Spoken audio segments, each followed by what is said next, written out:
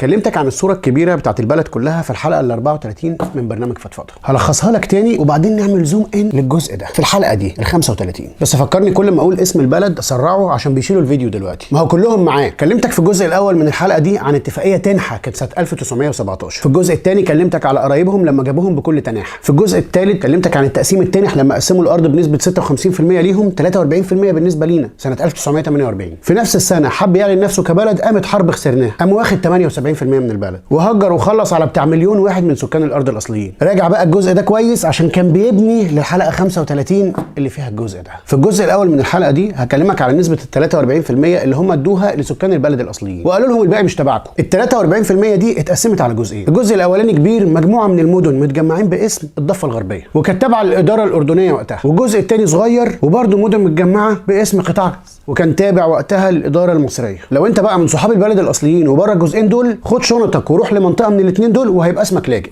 ولو انت فاهم ان قذارتهم هتقف عند التقسيم فانت فاهم غلط. اللي وصلنا له النهارده مش من فراغ، وعشان تعرف احنا وصلنا للي احنا وصلنا فيه ده ليه، محتاج في الاجزاء اللي جايه تعرف حدوته كل حته لوحدها. نكمل في الجزء الثاني الضفه.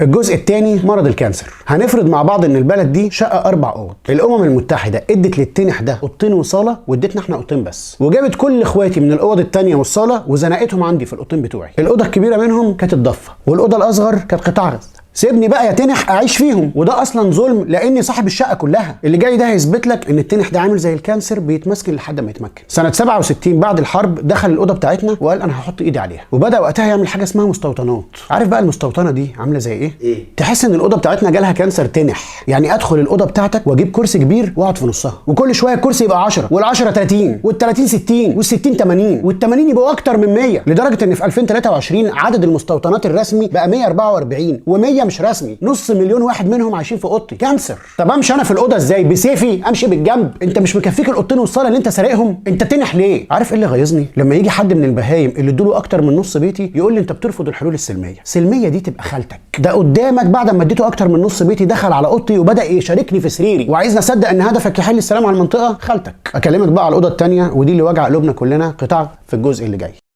زي ما قلت لك في الجزء اللي فات، خدوا بيتي كله وزنقوني في اوضتين. اوضه كبيره اللي هي الضفه واتكلمنا عليها في الجزء اللي فات، واوضه صغيره اللي هي قطاع غزه بتمثل 1.3% من مساحه الشقه كلها، اللي هي نسبه صغيره جدا. الاوضه اللي تكفيني انا وانت بس حطوا فيها 36 شخص. رقم مرعب. مستغرب الرقم؟ انت عارف ان بجد في القطاع المساحه اللي تكفي شخص شايله 18 شخص. يعني الجزء ده على الارض اعلى كثافه سكانيه في العالم كله. مين بقى الناس دي؟ سكان اصليين، على ناس جايه من الاوضه اللي جنبي اللي هي اصلا بتاعتي وهو ملهالي مستوطنات فما بقاليش فيها مكان، على ناس من باقي الشقه الاوضتين والصاله اللي هو خدهم وطردني منهم، وكل شويه تخش دوريات من عنده تلف في المنطقه تهين الناس وتمشي. تخيل بقى انت معايا السيناريو المستفز اللي جاي. انت في اوضه بالحجم ده فيها كميه الناس دي ومتضايق عليك بالشكل ده، مستحمل ان كل شويه واحد يخش يهينك ويطلع. فمره بعد 20 سنه وهو داخل خبطك فزقته بره، جري يعيط للناس كلها ويقول الحقوني بيموتوني، يلا بقى نخش نخلص عليهم. وده اللي حصل بالظبط سنه 1987. كان في شاحنه من بتاعه التنح ده موتت 4 عمال من عندنا، فقامت الانتفاضه الاولى اسمها انتفاضه الحجاره. ركز في الكلمه الحجاره، ومن ساعتها عينك ما تشوف الا النور. اولا اتحكم في كل حاجه داخله ليك، غاز ميه كهرباء خدمات كل حاجه. ثانيا كل كام سنه يدخل على الاوضه بصواريخ. الجهاز المركزي للاحصاء مسجل اكتر من 100,000 شهيد ومليون حاله اعتقال. مليون ده تعداد سكان نص بلد تانية. مفيش بيت فلسطيني الا ومسجل شهيد، بل في اسر كامله اتبادت. وطبعا الصاروخ بينزل على الاوضه اللي متكدسه ناس ما يفرقش، طفل راجل ست مش فارقه. عارف دي اسمها ايه؟ اباده جماعيه. الجزء اللي جاي هكلمك على الحصار.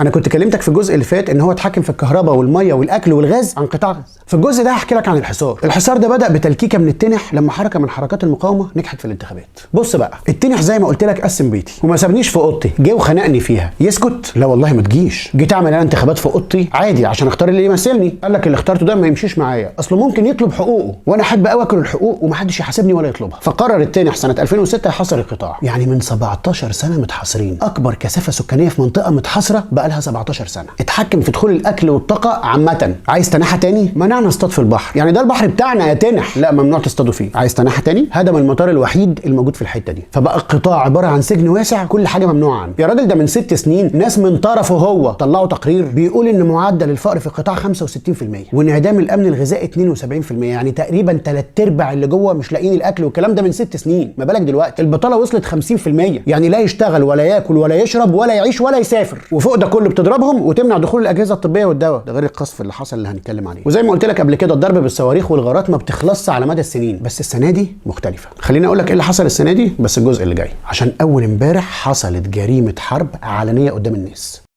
في الجزء الرابع كلمتك عن انتهاكات ضد الانسانيه ويا حرام العالم كله عامل فيها عمى. الجزء ده انا عامله مخصوص عشان اقول لك الاسبوعين اللي فاتوا دول بس حصل فيهم ايه، وانت قول لي دي حرب ولا انت جمعت الناس هنا عشان تخلص عليهم والمكان كله يفضلك. مبدئيا في وقت نزول الفيديو ده على الفيسبوك اكتر من 4000 شهيد وبيزيدوا، 65% منهم نساء واطفال. واول ما تلاقي في الشهداء نساء واطفال اعرف ان هي اباده مش حرب، عشان مش عايزهم يتكاثروا. بيطلب من الناس اللي في شمال القطاع ينزلوا على الجنوب عند سينا فيما يسمى بالخروج الامن، وهم في السكه يقصفهم. تبقى اباده ولا حرب؟ ده غير اكتر من 12000 مصاب مع التاريخ ده، يسيبهم يتعالجوا؟ لا. بقول لك ايه، جاهز للمصيبه اللي جايه؟ قول. دمر اكتر من 12000 شقه في 9 ايام و33 مركز صحي. طب ال 12000 مصاب دول يتعالجوا فين؟ طبعا لما بقول لك دمر المباني دمرها بالاسر اللي فيها. لغايه دلوقتي في ناس تحت الانقاض ما طلعتش، الناس بيكتبوا اساميهم على ايديهم عشان لما ينزل سقف البيت عليهم يعرفوا ده مين. كل ده كوم، واللي حصل يوم 17 اكتوبر ده كوم تاني، قصف مستشفى المعمداني في غزه. جريمه دوليه، كل العالم عارف ان في اوقات الحروب المستشفيات اماكن مقدسه ممنوع تتقصف، ودي اتفاقيه دوليه مش كلام رجاله، ده لو اعتبرنا ان فيهم راجل. المستشفى دي فيها مصابين ولاجئين، عشان ممنوع دوليا تتقصف فبيروحوا يتحاموا فيها، اغلبيتهم اطفال ونساء، يعني مجزره في حق البشريه كلها. احنا الشهر ده مش عارفين نحصر الجثث والمصابين قد ايه، وطالع يقول لي مش انا اللي قصفتها، امك اللي قصفتها.